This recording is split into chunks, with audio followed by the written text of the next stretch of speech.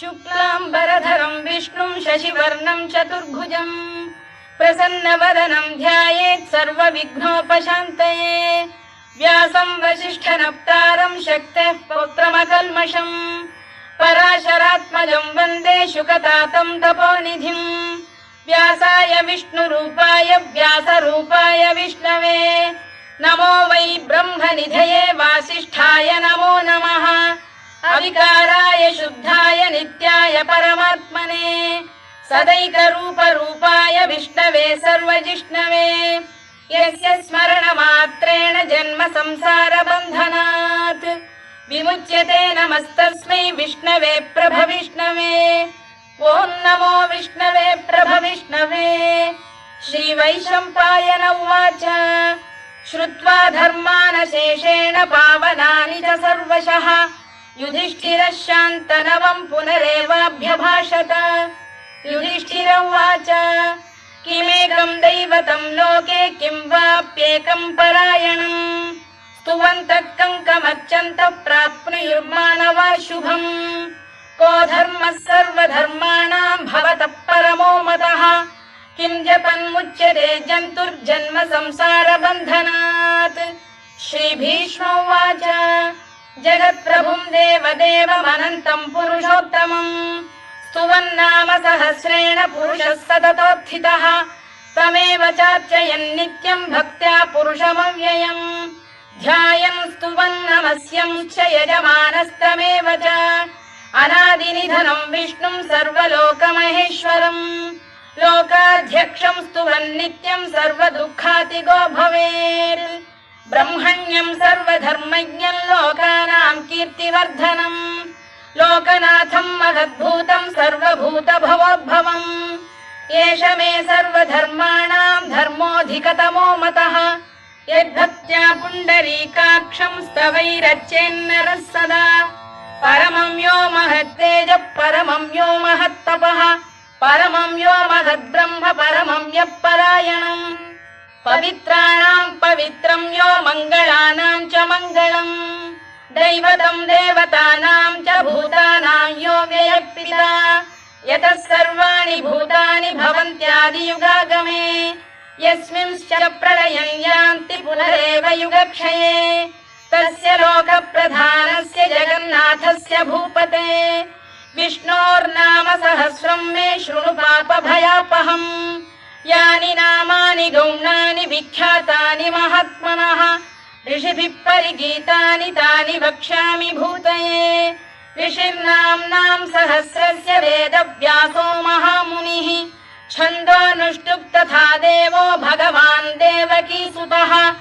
अमृतांशुद्भवो बीजं शक्तिर्देवकी नन्दनः त्रिसामाहृदयं तस्य शान्त्यर्थे विनियुज्यते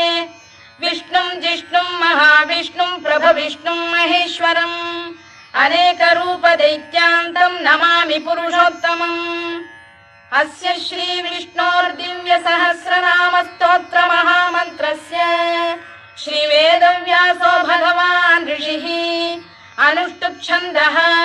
श्रीमहाविष्णुः परमात्मा श्रीमन्नारायणो देवता अमृतांशुद्भवो भानुरिति बीजम् देवकी नन्दन श्रेष्ठेति शक्तिः उद्भवः क्षोभणो देव इति परमो मन्त्रः शङ्खबृन्नन्दकी चक्रीति कीलकम्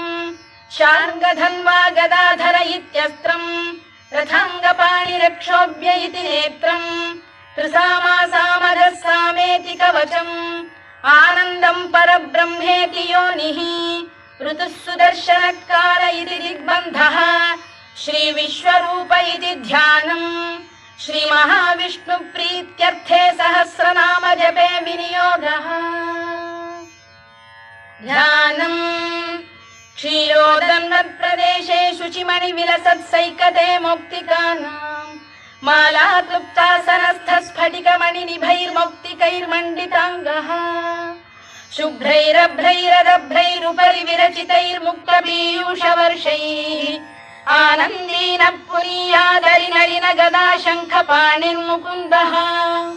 भूः पादौ यस्य नाभिर्वियदसुरनिलश्चन्द्रसूर्यौ च नेत्रे कर्णावाशा शिरोद्यौर्मुखमपि दहनो यस्य वास्तेयमब्धिः अन्तस्थं यस्य विश्वं सुरनरखगो भोगि गन्धर्वदैत्यैः चित्रं रम्यते तं त्रिभुवन वपुषं विष्णुमीशं नमामि। ॐ नमो भगवते वासुदेवाय। शान्ताकारं भुजगशयनं पद्मनाभं सुरेशं विश्वाधारं गगनसदृशं मेघवर्णं शुभाङ्गं लक्ष्मीकान्तं कमलनयनं योगिधृध्यानगम्यं वन्दे विष्णुं भवभयहरं सर्वलोकैकनाथम्। मेघश्यामं पीतकौशेयवासं श्रीवत्साङ्कं कौस्तुभोद्भासिताङ्गम् पुण्योपेतं पुण्डरीकायताक्षं विष्णुं वन्दे सर्वलोकैकनाथम्। नमः समस्तभूतानामादिभूताय भूभृते अनेकरूपरूपाय विष्णवे प्रभविष्णवे सशङ्खचक्रं सकिरीटकुण्डलं सपीतवस्त्रं सरसीरुहेक्षणं सहारवक्षस्थलशोभिकौस्तुभं नमामि विष्णुं शिरसा चतुर्भुजम्। छायायां पारिजातस्य हेमसिंहासनोपरि आसीनमम्बुदश्याममायताक्षमलङ्कृतम् चन्द्राननं चतुर्बाहुं श्रीवत्साङ्कितवक्षसम् रुक्मिणी सत्यभामाभ्यां सहितं कृष्णमाश्रये।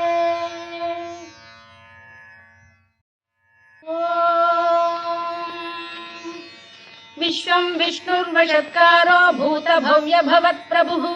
भूतभृद्भावो भूतात्मा भूतभावनः भूतात्मा परमात्मा च मुक्तानां परमागतिः अव्ययः पुरुषः साक्षी क्षेत्रज्ञोऽक्षर एव च योगो योगविदां नेता प्रधानपुरुषेश्वरः नारसिंहवपुः श्रीमान् केशवः पुरुषोत्तमः सर्वः शर्वः शिवस्थाणुर्भूतादिर्निधिरव्ययः सम्भवो भावनो भर्ता प्रभवः प्रभुरीश्वरः स्वयंभूः शम्भुरादित्यः पुष्कराक्षो महास्वनः अनादिनिधनो धाता विधाता धातुरुत्तमः अप्रमेयो ऋषिकेशः पद्मनाभोऽमरप्रभुः विश्वकर्मा मनुस्पष्टा स्थविष्ठस्थविरो ध्रुवः अग्राह्यः शाश्वतः कृष्णो लोहिताक्षप्रदर्दनः प्रभूतस्त्रिककुब्धाम पवित्रं मङ्गलं परम् ईशानः प्राणदः प्राणो ज्येष्ठः श्रेष्ठः प्रजापतिः हिरण्यगर्भो भूगर्भो माधवो मधुसूदनः ईश्वरो विक्रमी धन्वी मेधावी विक्रमक्रमः अनुत्तमो दुराधर्षः कृतज्ञः कृतिरात्मवान् सुरेशः शरणं शर्म विश्वरेताः प्रजाभवः अधः संवत्सरो व्यालः प्रत्ययः सर्वदर्शनः अजः सर्वेश्वरः सिद्धः सिद्धिः सर्वादिरच्युतः वृषाकपिरमेयात्मा सर्वयोगविनिसृतः वसुर्वसुमनः सत्यः समात्मा संमितः समः अमोघः पुण्डरीकाक्षो वृषकर्मा वृषाकृतिः रुद्रो बहुशिरा बभ्रुर्विश्वयोनिश्रुतिश्रवाः अमृतः शाश्वतस्थाणुर्वरारोहो महातपाः सर्वगः सर्वविद्भानुर्विश्वक्सेनो जनार्दनः वेदो वेदविदव्यङ्गो वेदाङ्गो वेदवित्कविः लोकाध्यक्षः सुराध्यक्षो धर्माध्यक्षः कृताकृतः चतुरात्मा चतुर्व्यूहश्चतुर्दंष्टश्चतुर्भुजः भ्राजिष्णुर्भोजनं भोक्ता सहिष्णुर्जगदादिजः अनघो विजयो जेता विश्वयोनिः पुनर्वसुः उपेन्द्रो वामनः प्रांशुरमोघः शुचिरूर्जितः अतीन्द्रः सङ्ग्रहः सर्गो धृतात्मा नियमो यमः वेद्यो वैद्यः सदा योगी वीरः माधवो मधुः अतीन्द्रियो महामायो महोत्साहो महाबलः महाबुद्धिर्महावीर्यो महाशक्तिर्महाद्युतिः अनिर्देश्य वपुः श्रीमान् अमे आत्मा महाधृधृत् महेश्वासो महीभर्ता श्रीनिवासः सताङ्गतिः अनिरुद्धः सुरानन्दो गोविन्दो गोविदाम्पतिः मरीचिर्दमनो हंसः सुपर्णो भुजगोत्तमः हिरण्यनाभः सुतपाः पद्मनाभः प्रजापतिः अमृत्युः सर्वदृक्सिंहः सन्धाता सन्धिमान् स्थिरः अजो दुर्मर्षणः शास्ता विश्रुतात्मा सुरारिः गुरुर्गुरुतमो धाम सत्यः सत्यपराक्रमः निमिषो निमिषस्रग्वी वाचस्पतिरुदारधीः अग्रणी श्रीमान् न्यायो नेता समीरणः सहस्रमूर्धा विश्वात्मा सहस्राक्षः सहस्रपात् आवर्तनो निवृत्तात्मा संवृतः सम्प्रमर्दनः अधः संवर्तको वह्निरनिरो धरणीधरः सुप्रसाद प्रसन्नात्मा विश्वधृक् विश्वभुग्विभुः सत्कर्ता सत्कृतः साधुर्जह्नुर्नारायणो नरः असंख्येयो प्रमेयात्मा विशिष्टः शिष्टकृच्छुचिः सिद्धार्थः सिद्धसङ्कल्पः सिद्धिदः सिद्धिसाधनः वृषाही वृषभो विष्णुर्वृषपर्वा वृषोदरः वर्धनो वर्धमानश्च विविक्तः श्रुतिसागरः सुभुजो दुर्धरो वाग्मी महेन्द्रो वसुदो वसुः नैकरूपो बृहद्रूपः शिपिविष्टप्रकाशनः ओजस्तेजोद्युतिधरः प्रकाशात्मा प्रतापनः ऋद्धस्पष्टाक्षरो मन्त्रश्चन्द्रांशुर्भास्करद्युतिः अमृतांशुद्धवो भानुः शशबिन्दुः सुरेश्वरः औषधम् जगतः सेतुः सत्यधर्मपराक्रमः भूतभव्यभवन्नाथः पवनः पावनो नरः कामः कामकृत्कान्तः कामः कामप्रदप्रभुः युगादिकृद्युगावर्तो नैकमायो महाशनः अदृश्यो व्यक्तरूपश्च सहस्रजिदनन्तजित् इष्टो विशिष्टः शिष्टेष्टः शिखण्डी नघुषो वृषः क्रोधः क्रोधकृत्कर्ता विश्वबाहुर्महीधरः अच्युतप्रथितः प्राणदो वासवानुजः अपां निधिरधिष्ठानमप्रमत्तप्रतिष्ठितः स्कन्दधरो धुर्यो वरदो वायुवाहनः वासुदेवो बृहद्भानुरादिदेवः पुरन्दरः अशोकस्तारणस्तारः शूरः शौरिर्जनेश्वरः अनुकूलः शतावर्तः पद्मी पद्मनिभेक्षणः पद्मनाभोरविन्दाक्षः पद्मगर्भः शरीरभृत् महर्धिर्वृद्धो वृद्धात्मा महाक्षो गरुडध्वजः अतुलः शरभो भीमः समयज्ञो हविर्हरिः सर्वलक्षणलक्षण्यो लक्ष्मीवान् समितिञ्जयः विक्षरो रोहितो मार्गो हेतुर्दामोदरः सः महीधरो महाभागो वेगवानमिताशनः उद्भवः क्षोभणो देवः श्रीगर्भः परमेश्वरः करणं कारणं कर्ता विकर्ता गहनो गुहः व्यवसायो व्यवस्थानः संस्थानस्थानदो ध्रुवः परद्धिः परमस्पष्टः तुष्टः पुष्टः शुभेक्षणः रामो विरामो विरतो मार्गो नेयो नयोनयः वीरः शक्तिमतां श्रेष्ठो धर्मो धर्मविदुत्तमः वैकुण्ठः पुरुषः प्राणदः प्रणवपृतुः हिरण्यगर्भः शत्रुघ्नो व्याप्तो वायुरधोक्षजः ऋतुः सुदर्शनकारः परमेष्ठी परिग्रहः उग्रः संवत्सरो दक्षो विश्रामो विश्वदक्षिणः विस्तारस्थावरस्थाणुः प्रमाणं बीजमव्ययम् अर्थोऽनर्थो महाकोशो महाभोगो महाधनः अनिर्विण्णस्थविष्ठो भूर्धर्मयूपो महामखः नक्षत्रनेमिर्नक्षत्री क्षमः क्षामः समीहनः यज्ञयुज्यो महेज्यश्च क्रतुः सत्रं सदां गतिः सर्वदर्शी विमुक्तात्मा सर्वज्ञो ज्ञानमुत्तमम् सुव्रतः सुमुखः सूक्ष्मः सुघोषः सुखदः सुहृद् मनोहरो जितक्रोधो वीरबाहुर्विदारणः स्वापनः स्ववशो व्यापी नैकात्मा नैककर्मकृत् वत्सरो वत्सी रत्नगर्भोधनेश्वरः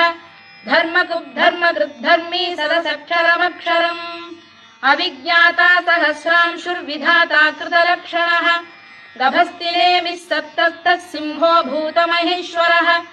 आदिदेवो महादेवो देवेशो देवभृद्गुरुः उत्तरो गोपतिर्गोप्ता ज्ञानगम्यः पुरातनः शरीरभूतभृद्भोक्ता कपीन्द्रो भूरि दक्षिणः सोमपोऽमृतपः सोमः पुरुजिः पुरुषत्तमः विनयो जयः सत्यसन्धो दाशार्हः सात्वतां पतिः जीवो विनयिता साक्षी मुकुन्दो मितविक्रमः अम्भोनिधिरनन्तात्मा महोदधिशयोऽन्तकः अजो महार्घः स्वाभाव्यो जितामित्रप्रमोदनः आनन्दो नन्दनो नन्दः सत्यधर्मात्रिविक्रमः महर्षि कपिलाचार्यः कृतज्ञो मेदिनीपतिः त्रिपदस्त्रिदशाध्यक्षो महाशृङ्गकृतान्तकृत् महावराहो गोविन्दः सुषेणः कनकाङ्गनी गुह्यो गभीरो गहनो गुप्तश्चक्रगदाधरः मेधास्वाङ्गो जितकृष्णो दृढः सङ्कर्षणोच्युतः वरुणो वारुणो वृक्षः पुष्कराक्षो महामनाः भगवान् बलहानन्दी वनमाली हलायुधः आदित्यो ज्योतिरादित्यः सहिष्णुर्गतिसप्तमः सुधन्वाखण्ड परशुर्दारुणो द्रविणप्रदः दिवस्पृक् सर्वदृग्व्यासो वाचस्पतिरयो निजः त्रिसामासामगः साम निर्वाणम् भेषजम् भिषज सन्न्यासकृच्छमशान्तो निष्ठा शान्तिपरायणम् शुभाङ्गः शान्तिदः स्रष्टा कुमुदः कुवलेशयः गोहितो गोपतिर्गोप्ता वृषभाक्षो वृषप्रियः अनिवर्ती निवृत्तात्मा संक्षेप्ताक्षेमकृत् शिवः श्रीवत्सवक्षः श्रीवासः श्रीपतिः श्रीमताम्बरः श्रीधः श्रीशः श्रीनिवासः श्रीनिधिः श्रीविभावनः श्रीधर श्रीकर श्रेयः श्रीमान् लोकत्रयाश्रयः स्वक्षः स्वङ्गः शतानन्दो नन्दिर्ज्योतिर्गणेश्वरः विजितात्मा विधेयात्मा सत्कीर्तिश्छिन्न संशयः उदीर्णः सर्वतश्चक्षुरनीशः शाश्वतः स्थिरः भूषयो भूषणो भूतिर्विशोकः शोकनाशनः अर्चिष्मानर्चितः कुम्भो विशुद्धात्मा विशोधनः अनिरुद्धो प्रतिरथः प्रद्युम्नो मितविक्रमः कालनेमिनिः वीरः शौरिः शूरजनेश्वरः त्रिलोकात्मा त्रिलोकेशः केशवः केशिः हरिः कामदेवः कामपालः कामी कान्तकृतागमः अनिर्देश्य वपुर्विष्णुर्वीरोऽनन्तो धनञ्जयः ब्रह्मण्यो ब्रह्मकृद्ब्रह्मा ब्रह्म ब्रह्मविवर्धनः ब्रह्मविब्राह्मणो ब्रह्मी ब्रह्मज्ञो ब्राह्मणप्रियः महाकमो महाकर्मा महातेजा महोरगः महाक्रतुर्महायज्वा महायज्ञो महाहविः स्तव्यस्तव प्रियस्तोत्रम् स्तुतिस्तोतारणप्रियः पूर्णः पूरयिता पुण्यः पुण्यकीर्तिरनामयः मनोजवस्तीर्थकरो वसुरेता वसुप्रदः वसुप्रदो वासुदेवो वसुर्वसुमनाहविः सद्गतिः सत्कृतिः सत्ता सद्भूतिः सत्परायणः शूरसेनो यदुश्रेष्ठः सन्निवासः सुयामुनः भूतावासो वासुदेवः सर्वासु निलयो नलः दर्पः दर्पदो दृप्तो दुर्धरोऽथा पराजितः विश्वमूर्तिर्महामूर्तिर्दीप्तमूर्तिरमूर्तिमान् अनेकमूर्तिरव्यक्तः शतमूर्तिः शताननः एकोनैकः स वक्र किं यत्तत्पदमनुत्तमम् लोकबन्धुर्लोकनाथो माधवो भक्तवत्सलः सुवर्णवर्णो हेमाङ्गो वराङ्गश्चन्दनाङ्गदी वीरः विषमः शून्यो घृता क्षीरचरश्चरः अमानी मानदो मान्यो लोकस्वामी त्रिलोकधृत् सुमेधा मेधजो धन्यः सत्यमेधाधराधरः तेजो वृषोद्युतिधरः सर्वशत्रभृताम्बरः प्रग्रहो निग्रहो व्यग्रो नैकशृङ्गो गदाग्रजः चतुर्मूर्तिश्चतुर्बाहुश्चतुर्व्यूहश्चतुर्गतिः चतुरात्मा चतुर्भावश्चतुर्वेदविदेकपात् समावर्तो निवृत्तात्मा दुर्जयो दुरतिक्रमः दुर्लभो दुर्गमो दुर्गो दुरावासो दुरारिः शुभाङ्गो लोकसारङ्गः सुतन्तुस्तन्तु वर्धनः इन्द्रकर्मा महाकर्मा कृतकर्मा कृतागमः उद्भवः सुन्दरः सुन्दो रत्ननाभः सुलोचनः अर्को वाजसनः शृङ्गी जयन्तः सर्वविजयी सुवर्णबिन्दुरक्षोभ्यः सर्ववागीश्वरेश्वरः महाह्रदो महागर्तो महाभूतो महानिधिः कुमुद कुन्दर कुन्द पर्जन्यः पावनो निलः अमृताशोऽमृतवपुः सर्वज्ञः सर्वतोमुखः सुलभः सुव्रतः सिद्धः शत्रुजिच्छत्रुतापनः न्यग्रोधोदुम्बरोश्वत्तश्चाणूरान्ध्रैषूदनः सहस्रार्चिः सप्तजिह्वः सप्तैधा सप्तवाहनः अमूर्तिरनघोचिन्त्यो भयकृद्भयनाशनः अणुबृहत्कृशस्थूलो गुणभृन्निर्गुणो महान् अधृतस्वधृतस्वास्य प्राग्वंशो वंशवर्धनः धारभृत्कथितो योगी योगीशः सर्वकामदः आश्रमश्रमणः क्षामः सुपर्णो वायुवाहनः धनुर्धरो धनुर्वेदो दण्डो दमयिता दमः अपराजितः सर्वसहो नियन्ता नियमो यमः सत्त्ववान् सात्विकः सत्यः सत्यधर्मपरायणः अभिप्रायप्रियार्होरप्रियकृत्प्रीतिवर्धनः विहाय सगदिर्ज्योतिः सुरुचिर्कुतभुग्विभुः रविर्विरोचनः सूर्यः सवितारविलोचनः अनन्तो हुतभुग्भोक्ता सुखदो नैकजोऽग्रजः अनिर्विण्णः सदामर्षी लोकाधिष्ठानमद्भुतः सनातनतमः कपिलः कपिरव्ययः स्वस्तिदः स्वस्तिकृत् स्वस्ति स्वस्ति भुक् स्वस्ति दक्षिणः आरौद्रः कुण्डली चक्री विक्रम्यूर्जितशासनः शब्दातिगः शब्दसः शिशिरः शर्वरीकरः अक्रूरपेशलो दक्षो दक्षिणः क्षमिणां वरः विद्वत्तमो वीतभयः पुण्यश्रवणकीर्तनः उत्तारणो दुष्कृतिः पुण्यो दुःस्वप्ननाशनः वीरः रक्षणः सन्तो जीवनपर्यवस्थितः अनन्तरूपोऽनन्तश्रीर्जितमन्युर्भयापहः चतुरश्रो गभीरात्मा विदिशो व्यादिशो दिशः अनादिर्भूर्भुवो लक्ष्मीः सुवीरो रुचिराङ्गदः जननो जनजन्मादिर्भीमो भीमपराक्रमः आधारनिलयो धाता पुष्पहास प्रजागरः ऊर्ध्वगः सत्त्वथाचार प्राणद प्रणवप्रणः प्रमाणं प्राणनिलय प्राणभृत् प्राणजीवनः तत्त्वं तत्त्वविदेकात्मा जन्म मृत्युजरातिगः भूर्भुवः स्वस्तरुस्तारः सविता प्रपितामहः यज्ञो यज्ञपतिर्यज्वा यज्ञाङ्गो यज्ञवाहनः यज्ञभृद्यज्ञकृद्यज्ञी यज्ञभुग्यज्ञसाधनः यज्ञान्तकृद्यज्ञगुह्यमन्नमन्नाद एव च आत्मयोनिः स्वयं जातो वैखानः सामगायनः देवकीनन्दनः स्रष्टा क्षितीशः पापनाशनः शङ्खबृन्नन्दकी चक्री शार्ङ्गधन्वा गदाधरः तथाङ्गपाणिरक्षोभ्यः सर्वप्रहरणायुधः सर्वप्रहरणायुधवो नम इति वनमाली गरीशाङ्गी शङ्खी चक्री च नन्दकी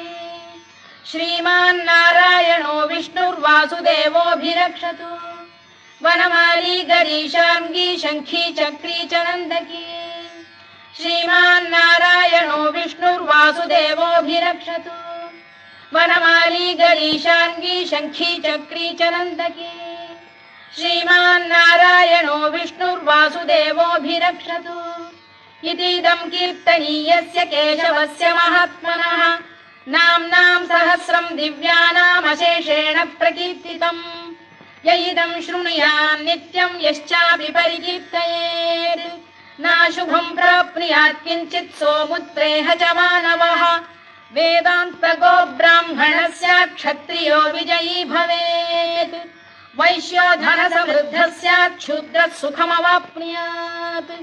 धर्मार्थी प्राप्नुयात् धर्ममर्थार्थी चार्थमाप्नुयात् कामानवाप्नुयात् कामी प्रजार्थी चाप्नुयात् प्रजाम्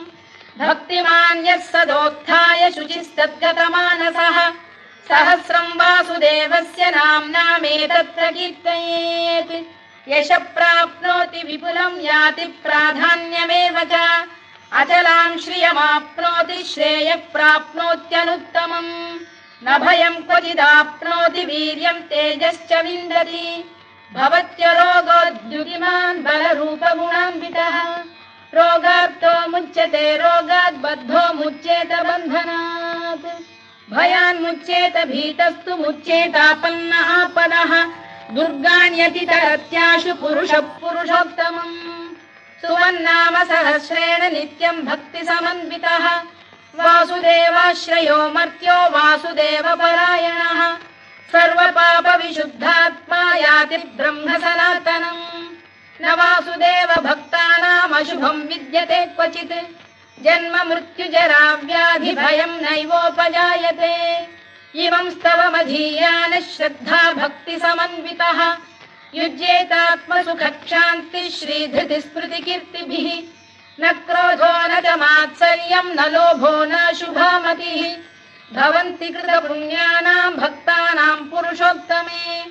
द्यौसचन्द्रार्कनक्षत्राखं दिशो भूर्महो दधिः वासुदेवस्य वीर्येण विधृतानि महात्मनः ससुरासुरगन्धर्वं स यक्षोरगराक्षसम् जगत्वशे वर्ततेदं कृष्णस्य सचराचरम् इन्द्रियाणि मनो बुद्धिः सत्त्वं तेजो बलं धृतिः वासुदेवात्मकान्याहुः क्षेत्रं क्षेत्रज्ञ एव च सर्वागमानामाचार प्रथमं परिकल्पते आचार प्रभवो धर्मो धर्मस्य प्रभुरच्युतः ऋषयः पितरो देवा महाभूतानि धातवः जङ्गमा जङ्गमं चेदं जगन्नारायणोद्भवम् योगो ज्ञानं तथा साङ्ख्यं विद्या शिल्पादिकर्म च वेदाः शास्त्राणि विज्ञानमेतत् सर्वं जनार्दनात् एको विष्णुर्महद्भूतं पृथग्भूतान्यनेकशः त्रीन् लोकान् व्याप्य भूतात्मा भुङ्क्ते विश्वभुवव्ययः इमं स्तवं भगवतो विष्णोर्व्यासेन कीर्तितम् पठेद्य इच्छेत् पुरुषः श्रेयत् प्राप्तुं सुखानि च विश्वेश्वरमजं देवं जगतः प्रभुमव्ययम् भजन्ति ये पुष्कराक्षं न ते यान्ति पराभवम् न ते यान्ति पराभवम् ओन्नमयिति अर्जुनोवाच पद्मपत्र विशालाक्ष पद्मनाभ सुरोत्तमा भक्तानामनुरक्तानां त्राता भव जनार्दन श्रीभगवानुवाच यो मां नाम सहस्रेण स्तोतुमिच्छति पाण्डव सोऽहमेकेन श्लोकेन स्तुत एव न संशयः स्तुत एव न संशयोऽन्नमयिति व्यास उवाच वासनाद्वासुदेवस्य वासितं भुवनत्रयम् सर्वभूतनिवासोऽसि वासुदेव नमोऽस्तु ते वासुदेव नमोऽस्तु ते ओन्नमयिति पार्वत्युवाच केनोपायेन लघुना विष्णोर्नाम सहस्रकम् पठ्यते पण्डितैर्नित्यं श्रोतुमिच्छाम्यहं प्रभो ईश्वर उवाच श्रीराम राम रामेति रमे रामे मनोरमे सहस्रनाम तत्तुल्यं राम नाम वरानने श्रीराम राम रामेति रमे रामे मनोरमे सहस्रनाम तत्तुल्यं राम नाम वरानने श्रीराम राम रामेति रमे रामे मनोरमे सहस्रनाम तत्तुल्यं राम नाम वरानने राम नाम वरानन ओन्नमयिति ब्रह्मोवाच नमोऽस्त्वनन्ताय सहस्रमूर्तये सहस्रपादाक्षि शिरोरुबाहवे सहस्रनाम्ने पुरुषाय शाश्वते सहस्रकोटियुगधारिणे नमः सहस्रकोटियुगधारिणे नमः ओन्नमयिति सञ्जय उवाच यत्र योगेश्वर कृष्णो यत्र पार्थो धनुर्धरः तत्र श्रीविजयो भूतिर्ध्रुवा नीतिर्मतिर्मम श्रीभगवानुवाच अनन्याश्चिन्तयन्तो मां ये जनाः पर्युपासते तेषां नित्याभियुक्तानां योगक्षेमं वहाम्यहम् परित्राणाय साधूनां विनाशाय च दुष्कृताम् धर्म संस्थापनार्थाय संभवामि युगे युगे आर्ता विषण्णा शिथिलाश्च भीता घोरेषु च व्याधिषु वर्तमानाः संकीर्त्य नारायण शब्दमात्रं विमुक्त दुःखाः सुखिनो भवन्तु कायेन वाचा मनसेन्द्रियैर्वा बुद्ध्यात्मना वा प्रकृते स्वभावात् करोमि यद्यत् सकलं परस्मै नारायणायेति समर्पयामि।